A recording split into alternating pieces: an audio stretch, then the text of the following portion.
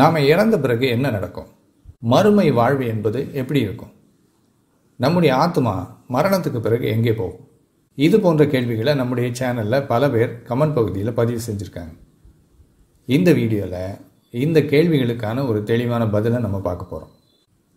பல ஆயிரக்கணக்கான வருஷங்களுக்கு முன்னால் இருந்தே மனிதர்கள் மரணத்தை குறித்து சிந்திக்க தொடங்கிட்டாங்க. ஒவ்வொரு கலாச்சாரமும் ஒவ்வொரு நாகரிகமும் அந்தந்த காலகட்டங்களில் மரணத்துக்கு பின்னால் நமக்கு என்ன நடக்கும் அப்படிங்கிறதுக்கான பதிலை கொடுக்கறதுக்கு முயற்சி பண்ணியிருக்கிறாங்க. சிலர் நம்முடைய ஆன்மா வேறொரு உலகத்துக்கு போகும் அப்படின்றாங்க. வேறு சிலர் மரணத்துக்கு பிறகு நம்ம வேறொரு வடிவத்தில் வருவோம் அப்படிங்கிறாங்க. இன்னும் சிலர் மரணத்தோடு எல்லாம் முடிஞ்சிடும் அப்படின்னு சொல்கிறாங்க. ஆனால் இதில் எது உண்மை? எங்கிருந்து இந்த கருத்துக்கள் வந்தது? ஏன் நம்முடைய மூதாதையர்கள் மறுமையை குறித்த ஏதோ ஒரு நம்பிக்கைக்குள்ளே வந்தாங்க? அந்த நம்பிக்கை எப்படி இன்னைக்கு உலகத்தில் இருக்கிற மதங்களை வடிவமைத்தது? இந்த வீடியோவில் நாம் உண்மையிலே மறுமை வாழ்வு உண்டு என்பதற்கு ஏதாவது ஆதாரம் இருக்குதா? ஆன்மா என்று தனியாக நமக்கு ஒரு பாகம் உண்டா? இறந்து வேறொரு உலகத்தை பார்த்து விட்டு திரும்பி வந்தோம் அப்படி சொல்கிறாங்களே, அதெல்லாம் நம்ப தகுந்ததா அப்படிங்கிறத பற்றியெல்லாம் ஆராய போகிறோம். முதலாவது, மனிதர்கள் எப்படி முதலில் மறுமை வாழ்வை குறித்த நம்பிக்கைக்குள் வந்தார்கள்? How did human race came to believe about the afterlife? கோயில்களும் தேவாலயங்களும் தீர்க்கதரிசிகளும் மதங்களும் தோன்றுவதற்கு பல ஆயிரம் வருஷங்களுக்கு முன்னாலேயே வேறொரு உலகத்தை குறித்து மனிதர்கள் கற்பனை செய்து கொண்டிருந்திருக்கின்றனர். 1,00,000 வருஷங்களுக்கு முன்னாலே இறந்த மனித உடல்களோடு ஆபரணங்களும் கருவிகளும் ஆயுதங்களும் உணவுகளும் மலர்களும் சேர்த்து புதைக்கப்பட்டிருப்பதை அகழ்வாராய்ச்சிகளில் கண்டுபிடித்திருக்கின்றனர். இதுக்கு காரணம் என்ன? எதுக்காக இறந்தவங்க உடலோடு சேர்த்து இந்த மாதிரி கருவிகளையும் ஆயுதங்களையும் உணவுகளையும் மலர்களையும் சேர்த்து புதைச்சிருக்கிறாங்க? ஏன்னா இறந்தவங்களுக்கு அதெல்லாம் தேவைப்படும் அப்படின்னு நம்பியிருக்கிறாங்க. அப்படின்னா இறந்ததோடு அந்த வாழ்க்கை முடிஞ்சிடுறது இல்லை. அதுக்கப்புறம் எங்கேயோ அவங்க போய் வாழ போகிறாங்க. அந்த இடத்துல அவங்களுக்கு அது தேவைப்படும், அந்த வாழ்க்கைக்கு அது உபயோகமாக இருக்கும் அப்படின்னு சொல்லி நம்பியிருக்கிறாங்க. அந்த காலகட்டங்களில் மனிதர்களுக்கு சொர்க்கம், பரலோகம், நரகம், கடவுளின் நியாய தீர்ப்பு, தண்டனை, வெகுமதி என்கிற எந்த விதமான கருத்துக்களும் நம்பிக்கைகளும் கிடையாது. அவங்களுக்கு இருந்தது இறந்த பின்னும் மனிதன் எப்படியோ வாழ்கிறான் என்கிற எளிமையான நம்பிக்கை மட்டும்தான். சரி, அந்த நம்பிக்கை ஏன் வந்தது? இதற்கு பல உளவியல் ரீதியான காரணங்கள் இருக்குது. மனிதனுக்கு மரணத்தை குறித்த ஒரு பயம் இருந்திருக்கு. ஆகையால் அதை தணிப்பதற்காக மரணத்துக்கு பின்னால் நாம் வாழ்வோம் அப்படிங்கிற ஒரு மனோரீதியான ஆறுதலை ஏற்படுத்தி கொண்டுள்ளார். ரெண்டாவது, இறந்து போன மனிதர்களை கனவுல பார்த்துருக்காங்க. இப்போ நமக்கும் கூட கனவுல இறந்து போனவங்கெல்லாம் வருவாங்க. உயிரோடு இருக்கிறவங்க கனவுல வர்ற மாதிரியே இறந்து போனவங்களும் வர்றாங்கல்ல. இன்னைக்கு நமக்கு தெரியும், கனவு என்பது நம்முடைய மூளையில் நடக்கின்ற ஒரு நிகழ்வு, அவ்வளவுதான். அது உண்மை இல்லை. ஆனால் இந்த விஞ்ஞான அறிவு அன்றைக்கு இருந்து அவர்களுக்கு கிடையாது. அதனால் கனவுல இறந்தவங்களை பார்க்கும்போது இறந்தவங்க இன்னும் உயிரோடு இருக்கிறதாக அவங்க நினச்சிட்டாங்க. அப்புறம் மனிதன் இறந்த பின் அவனுடைய உடல் உறைந்து போவதை பார்க்கும்போது உடலுக்குள்ளே இருந்த கண்ணுக்கு தெரியாத ஒரு அம்சம் உடலை விட்டு வேற எங்கேயோ போயிடுச்சு அப்படின்னு யூகம் பண்ணியிருக்கிறாங்க. இந்த கருத்துக்கள் எல்லாம் தான் பல யுகங்கள் கடந்து செல்லும் போது பரிணாம வளர்ச்சி அடைந்து பல கண்டங்களுக்கும் பரவி பல்வேறு மதங்களுக்கான அஸ்திவாரங்களாக மாறின. இந்த நம்பிக்கை ஒரு பக்கம் இருக்க, இதற்கு இணையாக இன்னொரு நம்பிக்கை மனிதனுக்கு அன்னைக்கு இருந்திருக்கு. அது என்னவென்றால் தெய்வ நம்பிக்கை. இந்த தெய்வ நம்பிக்கை எப்படி உருவானது? மறுமை வாழ்வை குறித்த நம்பிக்கை மிகவும் புராதனமானது. ஆனால் அதுவும் தெய்வ நம்பிக்கையும் ஒன்று அல்ல. ரெண்டுமே வேறு வேறு விதங்களில் தனித்தனியாக உருவானவை. மறுமை வாழ்வை குறித்த நம்பிக்கை வேறு, கடவுளை குறித்த நம்பிக்கை வேறு. கடவுளை குறித்த நம்பிக்கை மனிதனுக்கு வந்ததுக்கு காரணம் என்னென்னா, இயற்கையை மனிதனால் புரிந்து கொள்ள முடியல. அதை புரிந்து கொள்ள முயன்ற போது ஏற்பட்ட குழப்பத்தினால உருவாக்கப்பட்ட ஒரு கற்பனை கதாபாத்திரம்தான் கடவுள். இடி, மின்னல், புயல், பூமி எதிர்ச்சி, வெள்ளம், நோய்கள், வறட்சி, மழை, பயிர்களின் உற்பத்தி, இது போன்ற தன்னால் விளக்க முடியாத இயற்கை நிகழ்வுகளை பார்த்தான் மனிதன். விஞ்ஞான அறிவு இல்லாததுனால இதையெல்லாம் ஏதோ தன் கண்ணாலே காண முடியாத அசுர சக்திகள் இயக்கிறதாக நினச்சிட்டான். அங்கிருந்து தான் கடவுள் என்கின்ற ஒரு நம்பிக்கை மனிதனுக்கு வந்திருக்கு. அந்த காலகட்டத்தில் இந்த அசுர சக்திகள், கடவுள்கள், மனிதனை கவனித்து அவனை நெறிமுறைப்படுத்துகின்ற அல்லது தண்டிக்கின்ற நீதிபதிகள் அப்படின்னு மனிதன் நினைக்கல. அந்த நம்பிக்கை, அதாவது இந்த கடவுள்கள் எல்லாம் நெறிமுறைகளை வகுக்கின்ற, மனிதனை கவனிக்கின்ற, அவனுடைய நடத்தைக்கு தகுந்தபடி அவனை நீதிகரிக்கின்ற கடவுள்கள் என்கின்ற நம்பிக்கை அதற்கும் பல காலங்களுக்கு பின்னாலே உருவானது.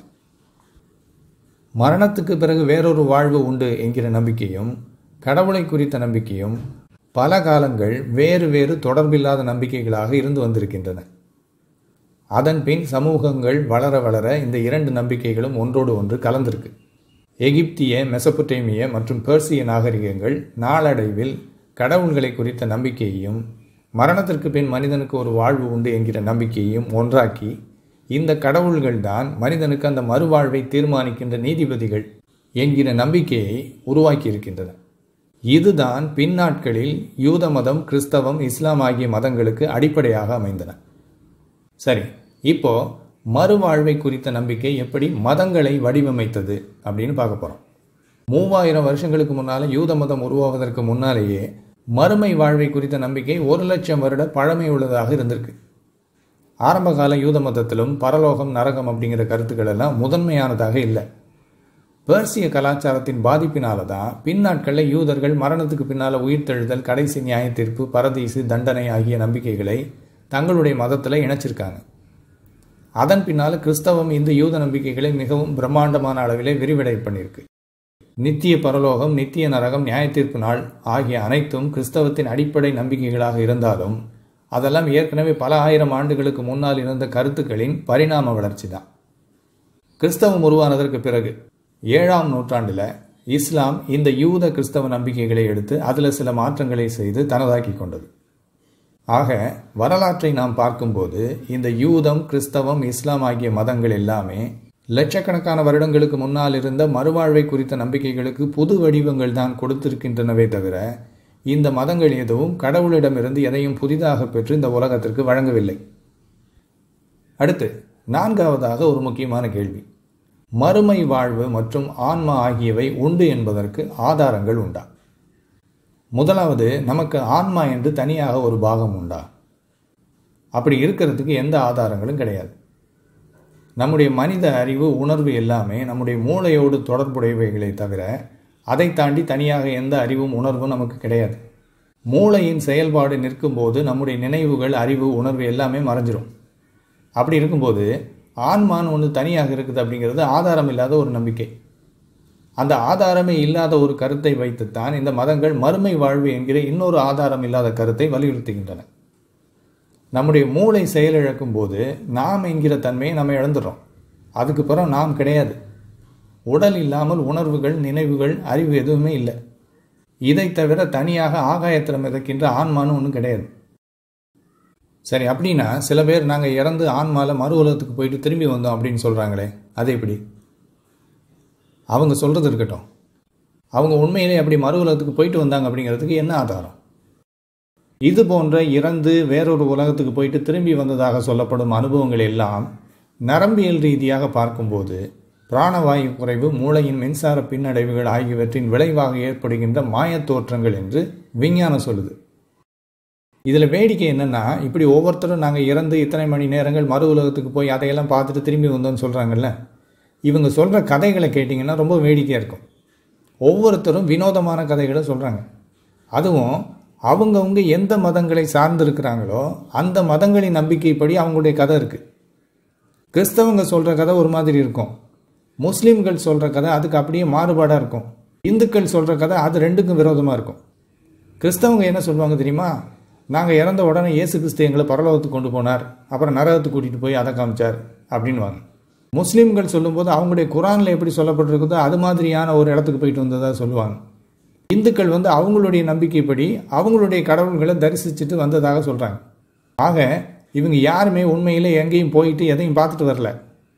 நான் ஏற்கனவே சொன்னபடி விஞ்ஞானத்தின் அடிப்படையில் பார்க்கும்பொழுது இவங்களுக்கு ஏற்படுவதெல்லாம் மூளையில் ஏற்படுகின்ற மின்சார பின்னடைவுகள், பிராணவாயு குறைவு, இந்த மாதிரி உடலில் ஏற்படுகின்ற சில பிரச்சனைகள்னால இவங்களுக்கு சில மாயத் தோற்றங்கள் தெரியுது.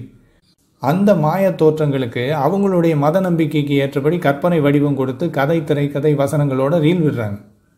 இப்போ மறு உலகம் அப்படின்னு இருக்கிறது உண்மைன்னா, இவங்க எல்லாருமே உண்மையிலே இறந்து மறு உலகத்துக்கு போயிட்டு வந்தாங்க அப்படிங்கிறது உண்மைன்னா எல்லாரும் ஒரே மாதிரியாக தான் சொல்லணும். அது கிறிஸ்தவராக இருந்தாலும் சரி, முஸ்லீமாக இருந்தாலும் சரி, இந்துவாக இருந்தாலும் சரி, இவங்களுடைய மறு உலக அனுபவம் ஒன்றா இருக்கணும் இல்லையா? ஆனால் அவங்களுடைய மதத்துக்கு ஏற்றபடி மாறுபடுது. அப்போ அதுலேருந்து என்ன தெரியுது? அவங்களுக்கு இருக்கிற நம்பிக்கைப்படி அவங்களா புதுசாக ஒரு கதையை உருவாக்கி சொல்கிறாங்க, உண்மையை சொல்லலை. எப்படி பார்த்தாலும் நம்முடைய உடலை தாண்டி ஆன்மா என்று தனியாக ஒன்றும் கிடையாது. ஆகவே இல்லாத ஒரு ஆன்மாவை அடிப்படையாக வைத்து மரணத்துக்கு பின் ஒரு மறுவாழ்வு உண்டு என்று இந்த மதங்கள் அனைத்தும் தவறான ஒரு நம்பிக்கையை பரப்பியிருக்கிறாங்க. இதில் பயங்கர கில்லாடியாக எல்லாரையும் ஏமாத்துறது கிறிஸ்தவமும் இஸ்லாமும். மற்ற மதங்களில் கூட இது சாதாரண நம்பிக்கையாக இருக்கும். இந்த 2 மதங்கள் தான் மறுமை வாழ்வுன்னு சொல்லி அதுக்கப்புறமா நீ உனக்கு இப்படி ஆக போகுது அப்படி ஆக போகுது, நீ அங்கே போயிடுவ, அதிலிருந்து தப்பிக்கணும், உனக்கு தண்டனை கிடைக்க போகுது, நியாய தீர்ப்பு வரப்போகுதுன்னு சொல்லி பல சட்டத்திட்டங்களை உருவாக்கி ஜனங்களை அடிமைகளாக்கி வச்சிருக்கிறாங்க. சரி, அப்போ மறுமை வாழ்வு என்று ஒன்று இல்லை என்றால் இந்த வாழ்வில் அர்த்தம் என்ன? இந்த வாழ்வுக்கு பிறகு வேறொரு வாழ்க்கை இல்லை அப்படின்னா இன்னைக்கு நம்ம வாழ்ந்துகிட்டு இருக்கிற வாழ்க்கை அர்த்தம் இல்லாமல் போயிடுமே அப்படின்னு சிலர் கேட்குறாங்க. அதாவது இந்த வாழ்க்கையோட எல்லாம் முடிஞ்சிடும் அப்படின்னாலே அப்புறம் இந்த வாழ்க்கைக்கு எந்த அர்த்தமுமே இல்லை அப்படிங்கிற முடிவுக்கு வந்துடுறாங்க பல பேர். இதில் முதலாவது இருக்கிற பிரச்சனை என்னென்னா, மறுமை வாழ்வை குறித்த நம்பிக்கை ஒரு மனிதனுக்கு இருந்தாலும் அந்த நம்பிக்கை மதத்துக்கு மதம் மாறுது இல்லையா? ஒவ்வொரு மதமும் ஒன்றுக்கொன்று முரணான நம்பிக்கைகளை போதிக்குது மறுவாழ்வை குறித்து. அப்படி இருக்கும்போது நீங்கள் எந்த மதத்தின் நம்பிக்கையை ஏற்றுக்கிட்டாலும் அது மற்ற மதங்களின் நம்பிக்கையின்படி தவறானதாக இருக்கும். ஆக மறுமை வாழ்வு உண்டு என்று நீங்கள் நம்பினாலும் அதனால் எந்த பயனும் இல்லை. இரண்டாவது ஒரு காரியத்தை யோசிச்சு பாருங்கள். மறுமை வாழ்வு இல்லைன்னா இந்த வாழ்வில் அர்த்தம் இல்லைன்னு நினைக்கிறாங்களே, அது ஏன் அப்படி ஒரு அர்த்தமும் இல்லை அப்படின்னு நினைக்கணும்? நம்ம காலையில் எழுந்திரிச்ச உடனே என்ன பரலோகத்துக்கு போகிறதுக்காகவா பல்லு தேய்க்கிறோம்? நரகத்திலேருந்து தப்பிக்கிறதுக்காகவா வேலைக்கு போகிறோம்? இறந்ததுக்கப்புறம் மறுமை வாழ்க்கையில் வெகுமதிகளை பெறுவதற்காகவா திருமணம் பண்ணி பிள்ளைங்களை பெற்று வளர்க்குறோம்? இல்லை. அப்போ நாம் இந்த உலகத்தில் செய்கிற அந்த காரியங்களெல்லாம் எதுக்காக செய்கிறோம்? இந்த உலக வாழ்க்கையில் ஒரு அர்த்தம் இருக்குது, அதனால தான். அப்புறம் எதுக்கு தனியாக வேற ஒரு அர்த்தம் வேணும்? நாமும் இந்த உலகத்தில் மற்றவங்களும் நல்லா வாழணும் அப்படிங்கிற நல்லுள்ளத்தோடு வாழ்கிறதுக்கு பரலோகத்தை குறித்த ப்ராமிஸ் நமக்கு தேவையில்லை. நரகத்தை குறித்த பயமும் அவசியம் இல்லை. இல்லாத ஒரு மறு உலகத்தை குறித்த பொய்யான நம்பிக்கையோடு வாழ்வதை விட இருக்கும் இந்த உலகத்தில் பிறருக்கு தீமை விளைவிக்காமல் முடிந்தவரை நன்மை செய்து நாமும் சந்தோஷமாக வாழ்வதுதான் அர்த்தமுள்ள வாழ்க்கை.